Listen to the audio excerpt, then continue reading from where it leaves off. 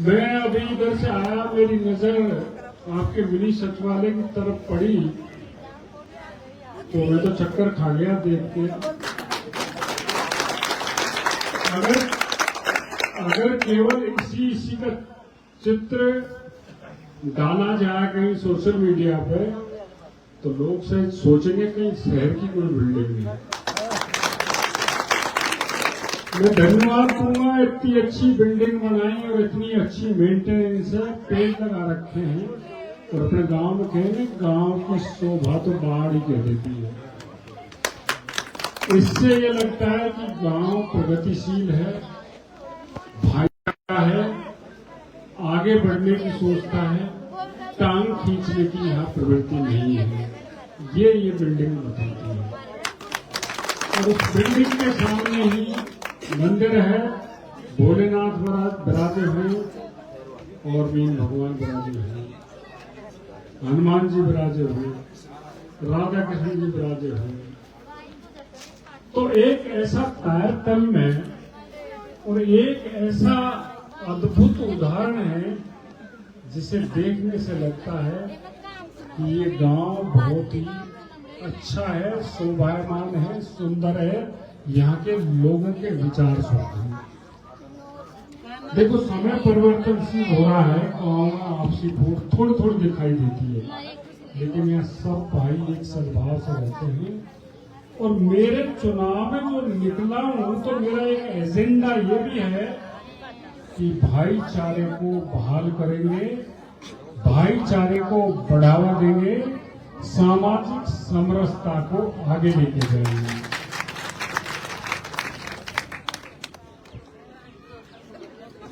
अपने यहाँ सबसे पहले मैं घूमता हुआ आ रहा हूँ, कई दिनों से ढूंढ रहा हूँ, सड़कों की स्थिति ठीक नहीं है। कहीं कहीं देखने को मिलती है कि सड़क ठीक है। पानी यहाँ की मुख्य मांग है, पूरे इलाके की, पूरे जिले की। मैं आपको आग्रह करूंगा कि भारत सरकार ने, राजस्थान सरकार और मध्य प्रदेश सरकार दोनों में आपस में MOU तैयार करके दस्तखत करा दिए हैं। लंबा चौड़ा बजट स्वीकृत कर दिया गया है और 1989 में जो परिकल्पना बाबा किरोड़ी लाल जी ने उस समय किया था वो अब धरातल पर आने वाली है।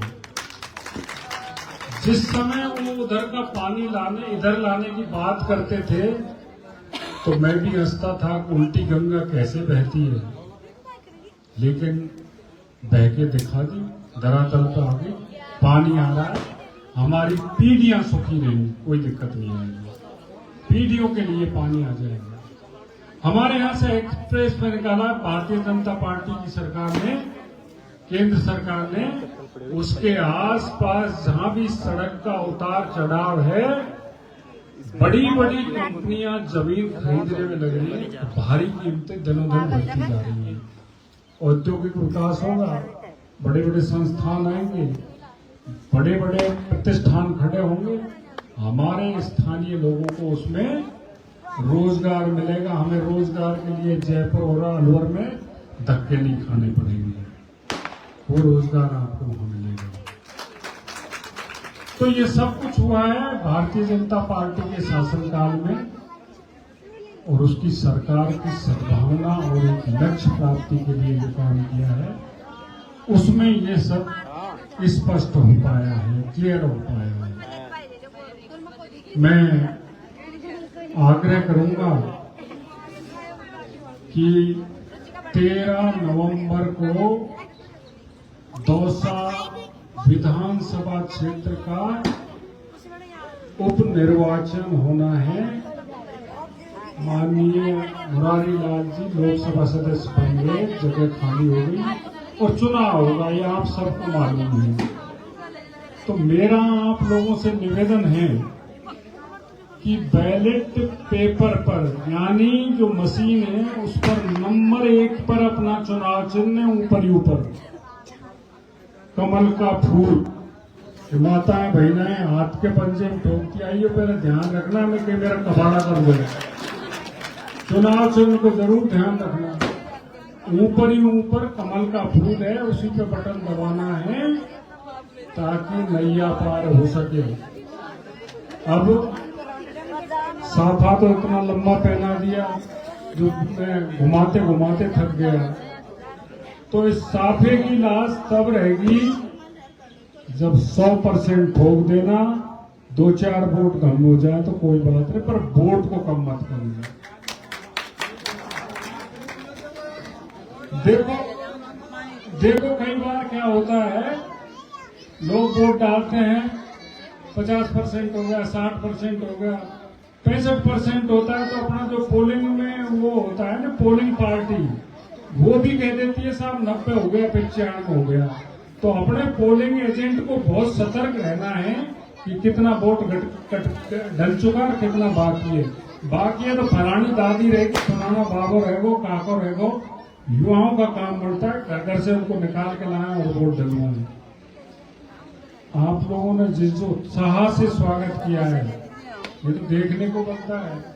मैं तो रास्ते में रोटी खाई थी तो रास्ते में आंख लग गई, तो जैसे यहाँ ब्रेक मारा तो आपके बड़ौली के मिनी सचिवालय की तरफ देखा तो पहले तो ये सोचा कि जयपुर में आगे पहुंच के देखते हैं कहीं, फिर पता लगा पटाखे चले, धड़ाधड़। उतना आप लोगों ने मान सम्मान से स्वागत किया कि मैं अंदर से बहुत भाव विभोर हूँ, आपका आत्मा से बहुत, मैं तहे दिल से आपका बहुत शुक्रगुजार हूँ। अब देखो, नेता आते हैं, चुनावी भाषण देके चले जाते हैं, इसलिए आजकल जनता ने भी भरोसा करना कम कर दिया कि ये तो इसके वोट के लोग में बोल रहा है, वोट डलार इसका बाप नहीं दिखे रहा। पर मैं आपसे वादा कर रहा हूं, मैं दिखूंगा। आपने निर्वाचित कर दिया तो मैं दिखूंगा। मैं उस परिवार से हूं जो 40-45 साल से राजनीति कर रहे हैं, और वो बाबा जिसने हर क्षेत्र के, हर गांव, हर कस्बे का विकास किया है। मेरी समझ में हर गांव में 10, 20, 30 लोगों को तो नाम से जानता है।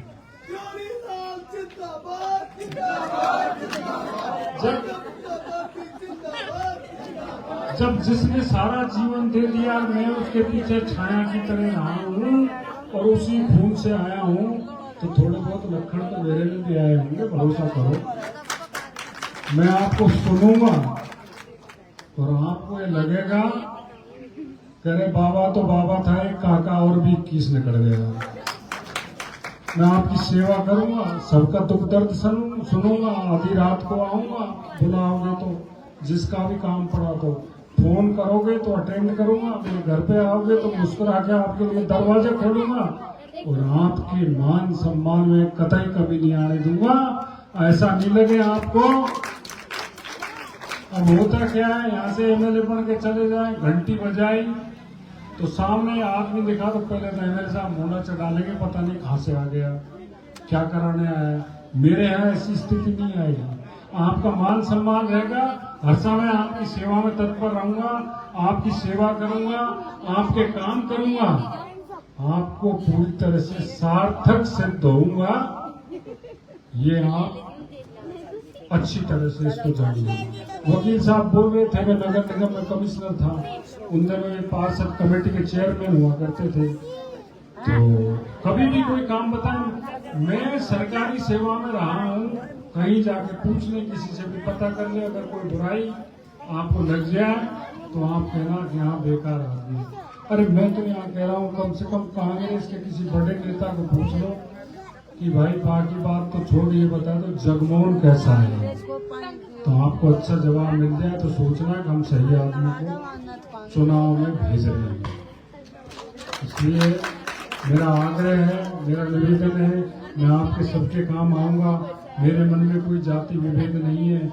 मैं चाहता हूँ सारे समाज के लोग एक होकर चलें, सब एक रहें, एक दूसरे का सहयोग करें। हम सबकी दौड़ से दौड़ जली हुई है। हम खेत में काम करते हैं, खेती में पैदा करते हैं, हम सब एक हैं, सबके भाव एक दूसरे के प्रति एक हैं। तो हम दुर्भावना काहे के लिए रखें, क्यों रखें? प्रेम भाव से रहें, आगे बढ़े। अभी दिवाली गई है, दिवाली के बहुत बहुत राम राम। अच्छी तरह से हमने दिवाली मनाई, बारिश भी अच्छी हुई है, फसल भी अच्छी होगी। भगवान आपको अच्छा जीवन दे, अच्छे से आपके बच्चे पढ़े लिखें, आगे करें। मेरा विजन है, मैं सोच रहा हूँ कि दौसा में मैं बहुत बड़ा शिक्षा का सेंटर बनाऊं, एक ऐसा एजुकेशन का हब बनाऊं कि जो युवा दूर गांव में बैठा हुआ एक बाप मजदूरी और खेती करके अपने बेटे को जैसे तैसे पैसा देकर पढ़ने के लिए भेजता है और वो बेटा बेचारा गरीबी के कारण कोटा और सीकर में जाके नहीं पढ़ सकता। तो मैं ऐसा शिक्षा का हक बनाना चाहता हूं जो कम फीस पर चलेगा और बाड़मेर, जैसलमेर, बीकानेर का बच्चा भी वहां पढ़ने आएगा। इसलिए मैं आपसे निवेदन करता हूं, बहुत ज्यादा बोल गया सर, मेरे को वोट डालें।